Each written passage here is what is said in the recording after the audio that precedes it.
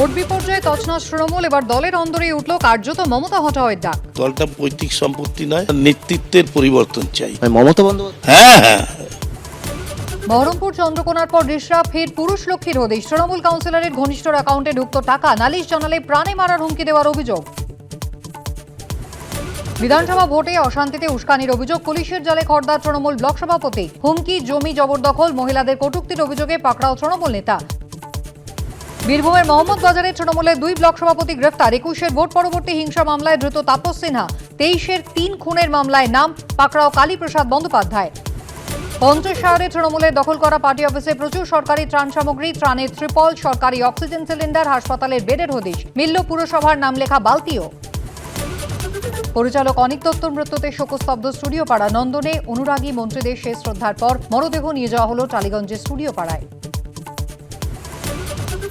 নতুন সরকারের কাছে কি প্রত্যাশা প্রতিবাদীদের, কি বলছেন শাসক বিরোধী বিধায়করা, শুনুন মুখ্যমন্ত্রীর সন্দেশ যাত্রা।